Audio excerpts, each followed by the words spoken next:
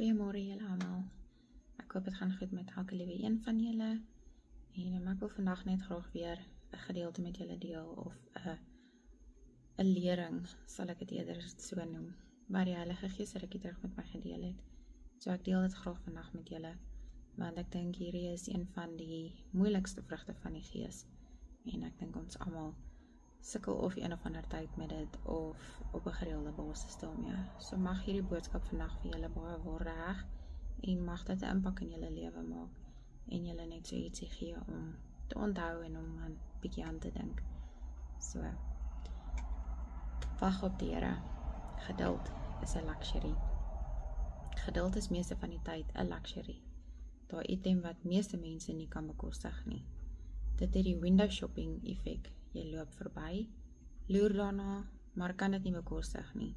Of jy het die geleentheid om dit te neem, maar maak die keuse om dit later te kry. Is dit nie tog hoe meeste mense ten opsigte van geduld funksioneer nie?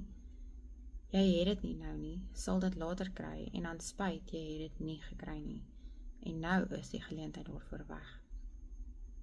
Talle teksverse in die Bybel praat en leer ikoniese mense en selfs Jesus van die belangrikheid van geduld. Psalm 130 vers 5 sê, ek wag op die Here, my siel wag, en ek hoop op sy woord. My siel wag op die Here, as wagters op die môre, wagters op die môre. Wag, hoe moet ek wag op die Here? Ek kan nie wag nie, ek het nou 'n antwoord nodig, 'n uitweg of 'n oplossing. Ek wil sê amper 80% van die tyd, as mense nie geduld toepas nie, is kans groot dat dinge nie gaan uitwerk op 'n suksesvolle standaard nie. Geduld is egter luxury. Menigte kere pak ons dinge aan en druk dit ryp, want dit moet nou gebeur. Dan kom die Heilige Gees en hy slaan so 'n bietjie weerstand op. Saggies sê hy vir 'n mens, wag op die Here, vertrou op die Here en wees geduldig. Onmiddellike respons is, ek kan nie nou nie, Here Jesus. Tyd is nie aan my kant nie, of dit is nood en dit moet nou opgelos of opgeklaar word. Weer saggies sê die Heilige Gees, vertrou my en wees geduldig. Ek weet wat ek doen en wat reg is vir jou.